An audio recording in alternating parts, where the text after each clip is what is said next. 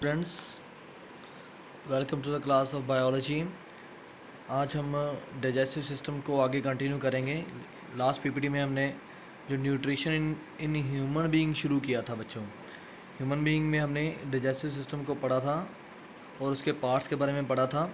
उसी को हम आज आगे कंटिन्यू करने जा रहे हैं। ठीक है, उसी के जो आगे पार्ट्स हैं उसकी हम डिटेल स्टडी करेंगे कि कहाँ किस पार्ट में क्या डाइजेशन होती है, कैसे डाइजेशन होती है। ठीक है बच्चों, चलिए शुरू करते हैं। पहले मैं आपको इसका रिव्यू दे दूं। हमने किया था डाइजेस्टिव सिस्टम के पार्ट्स, माउथ, उसके बाद ईसोफेगस, देन हमारा था जे शेप्ड ऑर्गन जो था स्टोमक। स्टोमक के आगे जो पाइप थी वो थी ड्यूडेनम। ड्यूडेनम के साथ ये जो लीवर, पैनक्रियाज और गाल ब्लैडर, इसकी जो ओपनिंग है इस ड्यूडेनम में होती थी। Then small intestine, then large intestine और उसके बाद था रेक्टम और एनस। ये पार्ट्स हमने पढ़े थे। ठीक है, इसकी कल हमने डिस्कशन भी की थी। तो चलिए इसको आगे कंटिन्यू करते हैं। इसके बाद बच्चे हैं कि हमारे फर्स्ट ऑफ ऑल जो फूड जो है माउथ में जाता है। माउथ में बच्चे क्या है, food is broken down into smaller particles by teeth and mixed with saliva from the salivary glands. देखो माउथ के अंदर सबसे पहले है सलाइवरी ग्लैंड्स। ठीक है, सलाइवरी ग्लैंड्स 3 पेयर्स में होती हैं। ठीक है, 3 पेयर्स, एक पेयर है कानों के नीचे, ठीक है, बिलो द ईयर, जिसको हम पैरोटिड ग्लैंड्स कहते हैं, पैरोटिड ग्लैंड्स। ठीक है, एक पेयर है at the angle of jaw, jaw के ये जो एंगल है वहाँ पर होती है एक पेयर, यहाँ पे इस पोजीशन पे। ठीक है, एक पेयर है टंग के नीचे, ये टंग हमारी जो है इसके नीचे, जो at the angle of jaw है उसको बोलते हैं सब मैक्सिलरी, और जो टंग के नीचे हैं, टंग के नीचे, उसको हम कहते हैं सब लिंगुअल ग्लैंड्स। ठीक है, so 3 pairs of salivary glands are there, parotid glands, submaxillary, sublingual tongue के नीचे। पैरोटिड ग्लैंड जो है वो कान के नीचे हैं, यानी कि टोटल 6 ग्लैंड्स हैं, 3 पेयर्स में हैं। तीनों पेयर्स की मैंने आपको लोकेशन बता दी, यहाँ पर मेंशन नहीं है, लेकिन आप ज़रा याद रख लेना, कान के नीचे, ये एंगल ऑफ जा पे, और टंग टंग के नीचे। तो तीनों ग्लैंड्स के अंदर, ग्लैंड्स मैंने आपको कल बताया था स्टोर हाउस है, और उसके अंदर होता है बच्चों सलाइवा। सलाइवा, और वो रिलीज करती है सलाइवा। सलाइवा के अंदर एंजाइम है, दैट इज सलाइवरी अमाइलेज। ये एंजाइम है बच्चों सलाइवा के अंदर। और जैसे हम फूड खाते हैं, सलाइवा हमारा रिलीज होना शुरू हो जाता है, फूड उसके साथ मिक्स हो जाता है, थोड़ा सा लिक्विडी फॉर्म में होता है कि फूड जो है स्लिपरी बन जाता है, और जो शुगरी सब्सटेंस है जैसे स्टार्च, वो कन्वर्ट हो जाता है शुगर में, कि ये स्टार्च कॉम्प्लेक्स शुगर है, ये सिंपल शुगर में कन्वर्ट हो जाता है माउथ के अंदर ही। बट माउथ के अंदर फूड ज़्यादा देर रहता नहीं, इसलिए वो जो कंप्लीट डाइजेशन तो नहीं हो पाती, थोड़ी सी डाइजेशन स्टार्ट हो जाती है यहाँ पर सलाइवा की हेल्प से शुगरी सब्सटेंस को। ठीक है, क्लियर होगा बच्चों। सो सलाइवा, सलाइवा के अंदर सलाइवरी अमाइलेज है जो स्टार्च को शुगर में कन्वर्ट करता है। Then food passes to oesophagus या ईसोफेगस, जो हमारी फूड पाइप है, फूड पाइप के थ्रू वो फूड चला जाता है आगे स्टोमक में। ये फूड पाइप के थ्रू फूड आ गया स्टोमक में बच्चों। स्टोमक के अंदर क्या है बच्चे, गैस्ट्रिक ग्लैंड्स होती हैं। जैसे आपको कल किसी बच्चे ने पूछा था कि गैस्ट्रिक ग्लैंड्स कहाँ हैं, या स्टोमक में कौन सी ग्लैंड्स हैं, that are called gastric glands. ठीक है, गैस्ट्रिक जूस वो सिक्रीट करती हैं, गैस्ट्रिक ग्लैंड से गैस्ट्रिक जूस, जिसके अंदर 3 चीज़ें हैं, एंजाइम, हाइड्रोक्लोरिक एसिड और म्यूकस। एंजाइम कौन सा है, पेप्सिन, और दूसरी चीज़ है हाइड्रोक्लोरिक एसिड, जो एसिडिक मीडियम प्रोवाइड करता है बच्चों। जो पेप्सिन है ना बच्चों, pepsin enzyme, this works in acidic medium only, ये एसिडिक मीडियम में ही काम करता है, इसलिए इसको HCl की ज़रूरत है। दूसरा हाइड्रोक्लोरिक एसिड जो है, ये फूड की केमिकल ब्रेकडाउन करने में भी हेल्प करता है। माउथ के अंदर टीथ हैं, वो उसकी फिजिकल ब्रेकडाउन करते हैं, फूड की जो फिजिकल ब्रेकडाउन माउथ में हो जाती है टीथ से की हेल्प से, फिर उसकी केमिकल ब्रेकडाउन एसिडिक मीडियम में हो जाती है फॉर HCl में। ठीक है बच्चों, और म्यूकस एक प्रोटेक्टिव लेयर है, ये आगे लिखा भी हुआ है, pepsin breaks down proteins, HCl make a medium that is acidic medium. ठीक है, for the action of pepsin, and mucus जो है वो protect the wall of stomach from the action of acid. देखो हमारी स्टमक के अंदर एसिड है, लेकिन फिर भी हमारा जो स्टमक है वो बचा रहता है बिकॉज ऑफ म्यूकस लेयर। इसकी मैं आपको एक डायग्राम दिखाना चाहूँगा, एक सेकेंड ज़रा।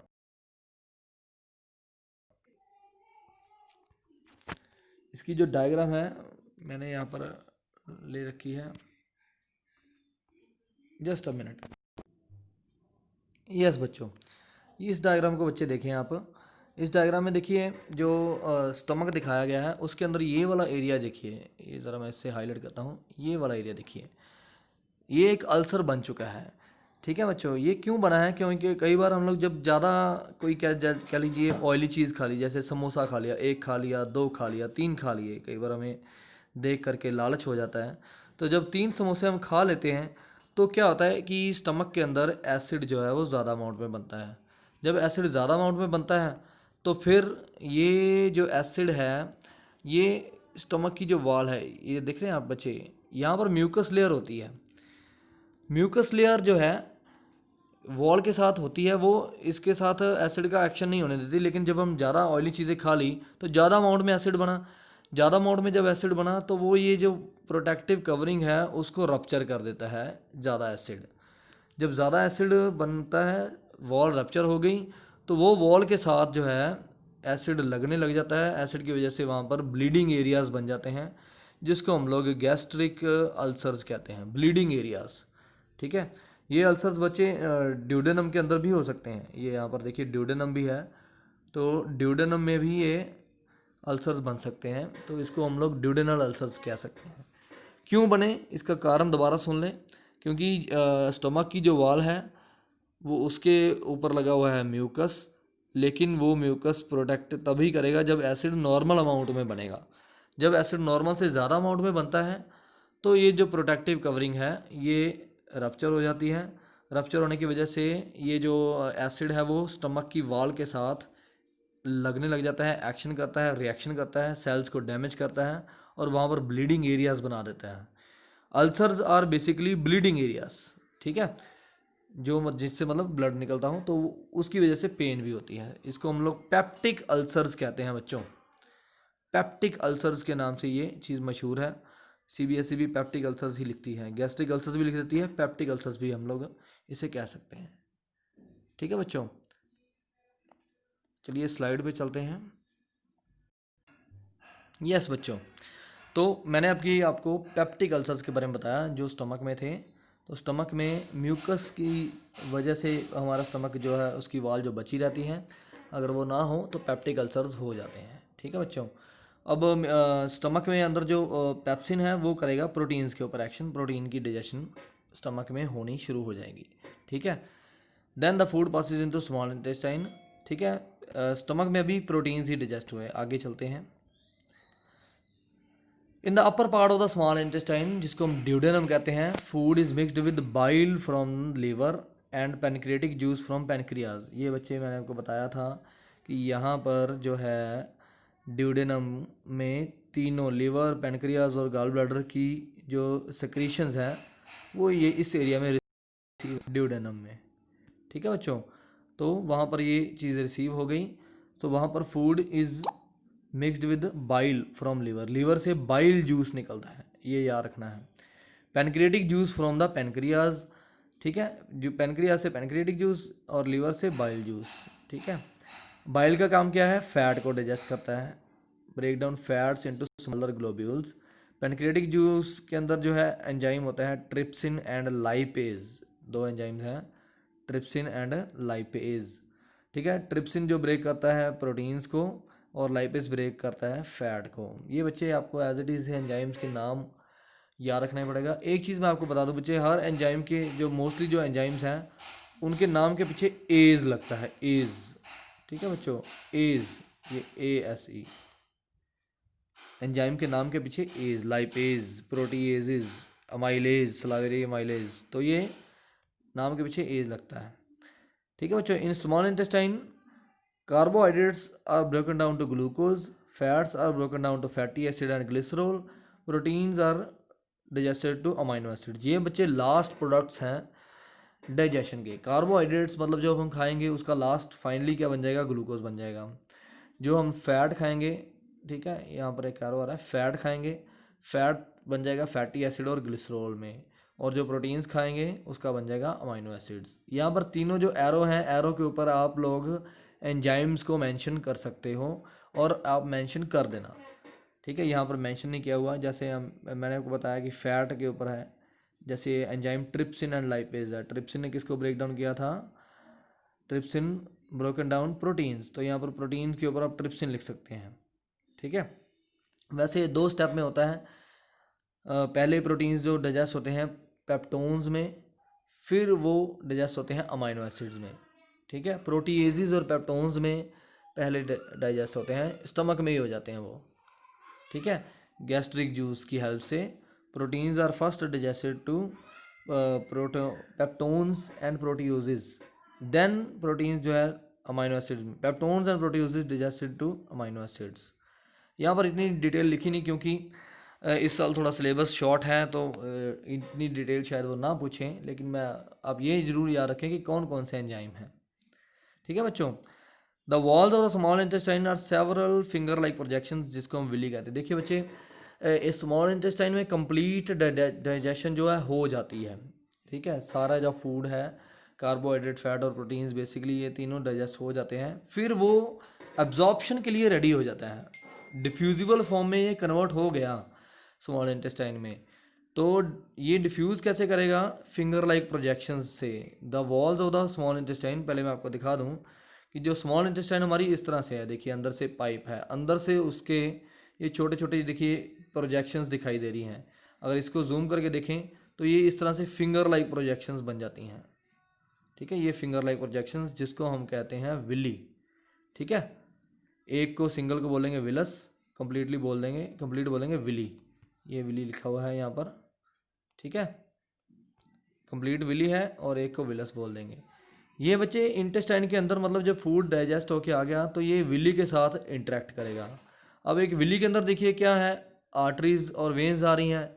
ये देखिए विली के अंदर की डायग्राम देखिए, इसके अंदर आर्टरीज भी हैं और वेन्स भी हैं। ब्लड मतलब आके ऐसे सर्कुलेट करके जा रहा है, एक तरफ से आ रहा है, एक तरफ से जा रहा है। ठीक है, आर्टरीज और वेन्स की हेल्प से ये ब्लड जो है सर्कुलेट कर रहा है। तो सर्कुलेशन में क्या होता है कि जब फूड यहाँ पर आ गया तो ये विलिस के पास जाएगा, विली से फूड यहाँ से डिफ्यूज़ कर जाएगा। It is porous in nature, आप कह लीजिए सेमी परमिएबल होती है इसकी वॉल विलिस की। तो यहाँ पर फूड जो है एब्जॉर्बेबल फॉर्म में है, हाई कंसनट्रेशन और लो कंसनट्रेशन इसके अंदर है, तो ब्लड के अंदर जो फूड है मिक्स हो जाता है। इस पॉइंट को बच्चे ध्यान से सुन लें। पहले जब सारा फूड जो है डाइजेस्ट हो गया, एक कह लीजिए डाइजेशन जो है डिफ्यूजिबल फॉर्म में कन्वर्ट हो गया। अब ये डिफ्यूज़ कहाँ करेगा? ब्लड के अंदर। तो ब्लड के अंदर कहाँ से जाएगा? विलस के थ्रू। ये जो विलस है एक विली का सॉरी विलीज है, विलीज बहुत सारी हैं। एक जो है विलस के अंदर ब्लड आ रहा है आर्टरीज और वेन की हेल्प से स्मॉल इंटेस्टाइन में, तो वहाँ से ब्लड जो के अंदर फूड एब्जॉर्ब हो जाएगा, इस विली के अंदर चला जाएगा। ठीक है, तो इसके अंदर जब चला गया तो फूड आ गया ब्लड के अंदर। क्लियर होगा बच्चों? तो हमारा फूड जो है अभी ब्लड के अंदर पहुँच चुका है। क्लियर है बच्चों? यहाँ तक अभी आपको याद रखना है कि माउथ से शुरू करके हमने स्मॉल इंटेस्टाइन तक पहुँचे, और कौन कौन से एंजाइम आए, कौन कौन से एंजाइम ने क्या क्या किया, और फिर जो फूड है कन्वर्ट हो गया डिफ्यूजिबल फॉर्म में। डिफ्यूजिबल फॉर्म में फूड आगे कन्वर्ट हो गया, एब्जॉर्ब हो गया विली के अंदर। ठीक है, विली के अंदर, विलस के अंदर। ठीक है, ये इतना बच्चे हमने याद रखना है। सो स्मॉल इंटेस्टाइन के अंदर अब्जॉर्प्शन हो जाती है। The wall of small intestine has several finger like projections called villi. ठीक है, having blood vessels, it help to increase the surface area for the absorption of digested food. देखिए ये जो विलस है ये सरफेस एरिया बढ़ा रहा है, मतलब फूड जो है बहुत उसको सरफेस मिल जाता है अब्जॉर्प्शन के लिए। ठीक है, so then the undigested food passes into large. इसके बाद जो डाइजेस्ट हो गया, वो अब्जॉर्ब हो गया, वो ब्लड के अंदर चला गया, और जो बाकी फूड है वो लार्ज इंटेस्टाइन में चला जाएगा, या कह लीजिए जो रिमेनिंग पार्ट है। सो लार्ज इंटेस्टाइन के अंदर क्या होना है बच्चे? Water is absorbed into and waste material is removed through anus. मतलब लार्ज इंटेस्टाइन का मेन फंक्शन है for the absorption of water. ठीक है, लार्ज इंटेस्टाइन के अंदर जो है बेसिकली वाटर अब्जॉर्ब होगा, और वाटर अब्जॉर्ब होने के बाद जो वेस्ट बचेगा, ड्राई मैटर बचेगा, वो आगे आ जाएगा, रेक्टम में स्टोर हो जाएगा, और then will go to the washroom, तो वो एनस के थ्रू ओपन होके बाहर वेस्ट निकल जाएगा बॉडी से। इस तरह से बच्चे हमारा फूड अभी ब्लड के अंदर पहुंचा और वेस्ट जो है वो रेक्टम और एनस के थ्रू निकल गया। यहाँ तक बच्चे अभी हमने क्लियर करना है डाइजेस्टिव सिस्टम कैसे काम कर रहा है, कौन से एंजाइम्स हैं। इसमें कोई डाउट हो तो मुझे व्हाट्सएप पे मैसेज करें, इसके बाद हम आगे कंटिन्यू करेंगे। ठीक है बच्चों, आई होप आपको समझ आ गया होगा। कोई डाउट हुआ तो मुझे व्हाट्सएप पर सेंड कर दें। Thank you.